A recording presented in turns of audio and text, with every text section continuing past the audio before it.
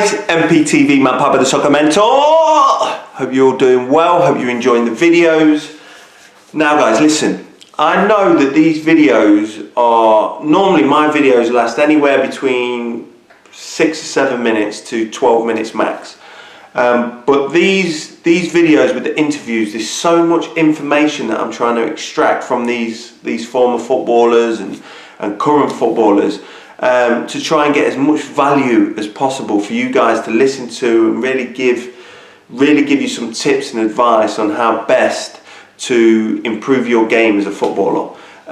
So they are going to be longer, and I know that that's not ideal. You want to get on YouTube and you want to have a look at some videos that are going to help you, and you want them short, sharp. I'm just the same. I'm very impatient. I want to get as much valuable information as possible and then move on from there.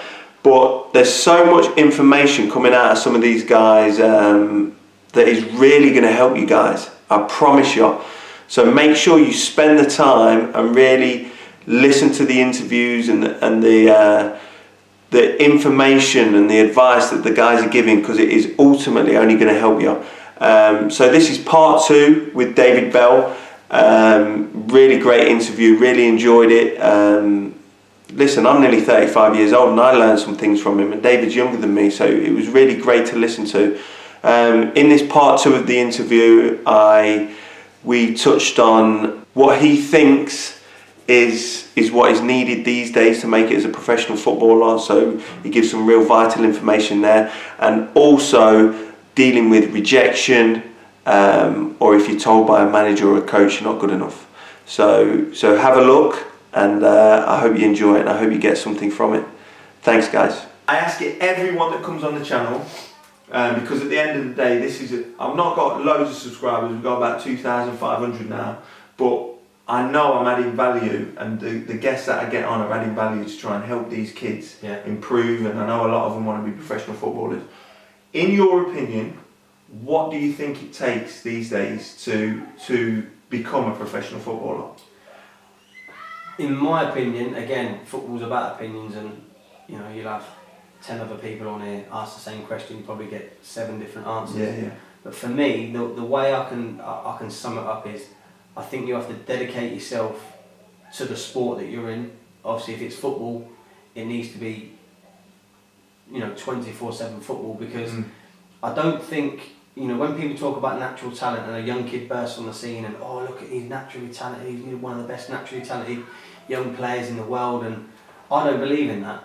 I don't believe in natural talent. I believe it's the hours that you put in, because, going off football a little bit, and you talk about someone dedicating themselves to the sport, look at Floyd Mayweather. Now, Floyd Mayweather wasn't born a 20-year world champion at 5 different weights. No, yeah. He dedicated himself to the sport, and it's the hours that he invested in boxing, and he became the best boxer that's probably ever lived. Yeah. And I think it's the same with football. I think if you've got the fundamentals... that's what I would say. That's what I've said before, that, I coach, you've done a little bit of coaching, and I'm not just talking about football, but there's some young kids, and I'm not calling them out or saying anything bad about them, it's just the truth, that say we're having a game of rounders or whatever, and I throw them the ball, and they haven't got the spatial awareness or anything, it just hits them and they can't, whereas you get other kids, where you throw them the ball at 6, 7 years old, catch, they've got that spatial awareness and that coordination. I think if you've got, like you say, you need the fundamentals, and if you've got the fundamentals in place where you've got good hand-eye coordination, and if you're pretty good at most sports, you're probably going to be good at one if you invest time in it. Yeah. It's like, there's a book I read a while back. I can't remember what it's called, but I will get back to Matt with what it's called, because it's a really good read, especially for you young kids out there. It was based on a table tennis player. And I think the book's called something along the lines of 10 hours or something like that. Yeah, I've seen it. 10,000 hours. Yeah. And this lad's brother was the best thing since sliced bread at table tennis. The younger brother weren't very good. Dedicated himself to the sport. Invested hours and hours and hours in himself. He weren't born a natural table tennis player. He became one with the hours that he put in. And became the best in the world. Now that's the only way. His name is Matthew Saeed. Yeah, I know that's him. Yeah, he's good.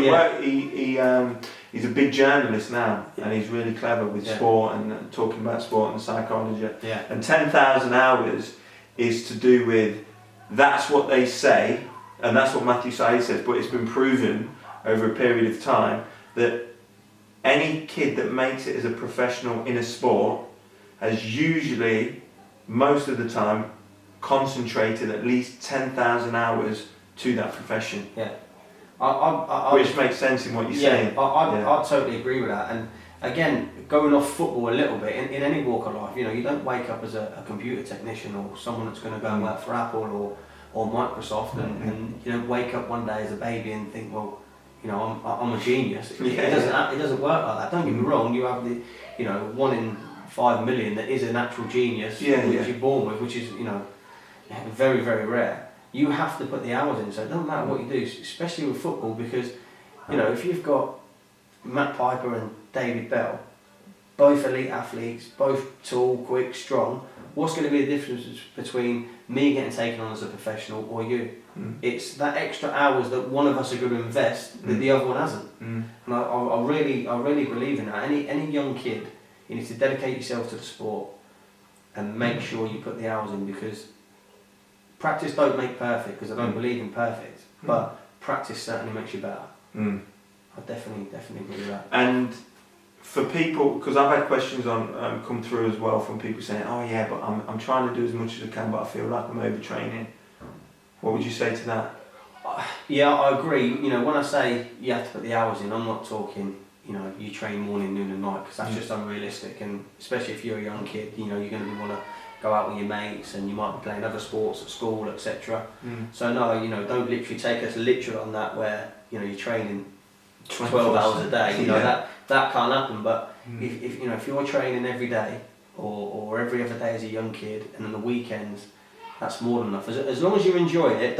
If it starts taking over the enjoyment, then leave it out, because you know, by the time you know, if you're a young kid at 10, 12 and you're training a hell of a lot, by the time you get to 15, 16, you might be fed up with the game. You might, you know, you might end up throwing the towel in. And I think, you know, most of us, even, you know, ex-pros like me and you, we've probably been through that stage as a young kid where you know, you say to your dad, oh Dad, I don't want to do this anymore, because you're fed up, because your mates are playing out. You know, I think that's natural. Yeah. I think, and some other questions that I've had on here, I'm getting fed up with it, I'm going to stop. And it's just going through one of them periods. Yeah. And it is alright in them periods to ease back a little bit. Yeah, of course it is. Yeah. Like I say, if the enjoyment factor's gone, just take a step back. You know, taking a step back for a month or two, you know, ain't going to hinder you. You know, if you're going to be a professional footballer, you're going to be one. And, you know, a month out here, it might do you the world of good. You know, take one step back, take 3 forward. You might think after 2 months, what am I doing? I love this game. And you go back. That's what usually happens. You know, all guns blazing. So no, I don't think it's a bad thing, but I think as long as you're enjoying it, just keep doing it. Keep practicing. And I've had a young lad on, same as yourself, but he's got to that stage where he's just got released after the youth team. His name's Toby Fiora. He come on and he gave a really honest talk what he's going through at the minute, and he's got released by Leicester. He's been on a few trials, but no one's took him yet. I spoke to him yesterday, actually, just to give you guys an update. I spoke to him yesterday. He's working hard. He comes and trains with me. He's out in the park working on his skills, working on his touches. He's playing in trial games. But we spoke about on the channel that I gave him the boost that, you know, Vardy got let go before the youth team at Sheffield Wednesday. What kind of advice would you give to, you know, young kids that have just got released or are going on trials? Because a lot of these kids go on trials. What would you say that could help them in trial games and things like that? I think the biggest thing for any young kid is belief. Is believing in your own ability. And football and probably every other sport in the world is based on opinions, because, you know, if you asked 10 people who's the best player in the world, probably 6 would say Messi and 4 would say Ronaldo. So football's about opinions, and don't let one man's opinion and one person say you're not good enough. And, you know, it ultimately might be the academy director that has the final say. But again, you're talking about one opinion of one person in a world full of managers and coaches. Yeah. So I think you have to take knockbacks as a positive, and certainly through my experience, getting a knockback gave me the grit between my teeth to say, well, I'm going to prove you wrong. And that's the way I dealt with it, and I channeled my frustrations in a positive way to say, well, in 2 or 3 years' time, mate, you're going to see me on the Football League show scoring. You'll be sitting there with a glass of red wine with your wife, and you'll say, well, I released him at 16. Look at him now. And that was my motivation to go and prove him wrong. And it's, you know, you might come across 2 or 3 managers that say, oh, or coaches, yeah, you know, you've got ability, but you know, I don't think you're quite good enough, or you're not big enough, or forget all that. If you believe in yourself and you dedicate yourself to the sport, take knockbacks as a positive and think to yourself, well, I'm going to prove that individual or them 2 coaches over there wrong and show them in the long run. That's good advice, bro. That's what I've been telling them. That's what I talk to them about. It's good to have someone on that says... Well, Jamie Vardy's a perfect example. That's what I mean. I speak about him all the time because he's in a generation... I mean, it happens all the time. But he is the ultimate story to use. Yeah. Through knockbacks. I mean, the guy's gone stacking shelves in supermarkets and gone down, but kept playing and kept trying and kept working on his game, and then moved up a little bit more and a little bit more. He had to start right from the bottom again. Yeah. Again, it comes down to that belief, and you know, if you really want it and you dedicate yourself to the sport, anything can happen. How many players over the years have been released by top clubs? They end up filtering down to the lower leagues, and you know, 2 or 3 years time, all the bigger clubs come circulating again and want to buy them for, you know, 4 or 5. You know, Leighton Baines, another perfect example, got released by Everton as a 16-year-old, signed for Wigan, had 3 or 4 good years at Wigan in Wigan's first team. Everton then brought him back. Buy him back, you know, and they had him there for free. But someone's opinion at Everton was wrong. I just want to say that. So whether you are, your opinion was wrong for letting him go, because you bought him back for about 6 million. After all that good work you've put into it. I hope you've had the sack. I bet he has. But that's a perfect example of someone getting a knockback, getting the grip between your teeth and going to prove people wrong. He's gone back to Everton as a £5-6 million player when they brought him through the academy. So, you know, Vardy's another example. You know, when you think back, there's loads of examples of that where you get released as a young kid. But it's that belief. Some people go under and think, well, you know, don't take one person's word as gospel, because, you know, if that was the case, he'd be the best manager that's ever lived. Yeah, of course. So you take it with a pinch of salt. If you believe in yourself, you say, right, well, that's what he thinks about me. That's his opinion. I respect it, because everyone's got their own opinion. But I'm going to prove you wrong and channel it in a positive direction. Mate, it's great advice, because I know it's good to hear it from someone like David, because David's been there and he's done it at the highest level. And when you're a kid, we all know what it's like. You've been there, I've been there. But when you're a kid and you do look up to that coach that you're trying to impress, and when I know it's only one geezer, but when he turns around and he says that you ain't good enough, it makes you feel like doesn't it? The thing is, it's happened to me, and I'm probably sure it's happened to you at some point in your career. And you know, you'll probably be in his office, and he'll sit there and tell you you're not good enough for this reason, that reason, and you'll just sit there nodding your head, going, yeah, okay, yeah. And then when you go outside and you're in your own space, or you get in your dad's car or your mum's car or what have you on the way home, I'm not gonna lie, I shed a tear. I started crying. Of course. That was you've been working for it your whole life. Yeah. When someone says that, it kills you. Yeah, and literally for 2 or 3 weeks, I took his word as gospel. That was me, right? My football career's over before he. What changed? What changed that cycle for you? It changed because I thought to myself, well, I can either go under and. Did you think this yourself, or did someone say it to you? To be honest, it was myself really. If I'm being totally honest, it was either I'm going to go under and go and get an apprenticeship doing a brickie or what have you, or I'm going to think to myself, well, hold on a minute, I'm going to prove you wrong. I believe in myself. I believe I'm good enough.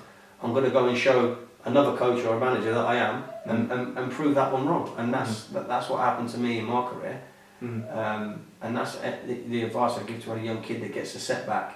Use that as a positive, and go and prove that person wrong, and channel your frustrations, your energies into a positive thing rather than the negative. And you know, we're only human beings, so anyone that gets knockbacks, we've all got egos, and we all think we're going to be the next Messi or Ronaldo. But after you've digested it, and you think about it, and you've maybe had a bit of a cry and a chat with your parents, or a close family friend, or an uncle, or whoever that may be, that person in your life that supports you and has done from a young age, once you've got that out of your system, you think to yourself, right, now's the time to the real hard work starts. Yeah. And you channel it, like I say, in that positive direction. Thanks for watching, guys. Hope you enjoyed it. Hope you got something from it. I'm definitely going to get David on again and talk about some more different subjects that we'll be able to get some information out of him to help you with that. I've done another interview this week, the end of this week, so it should be going up next week. It's another good one. It's with an older player that played in the game for 25 years, and everyone, from his coaches, from his managers, to even his parents, were telling him that he was not good enough. He didn't have the talent to make it as a professional footballer, and yet he did. And he played and he had a career for 25 years. So I'm going to tap into his knowledge and his advice to try and help you guys out there that maybe and he made it very late in his career. So maybe some of you guys that are getting on a little bit and you think, oh, it's over for me now. I'm not gonna have a chance of making it anymore. Don't give up, and watch the video coming early next week, because this guy will tell you how it's possible. Thanks for watching, guys, and as always, I'll see you again soon.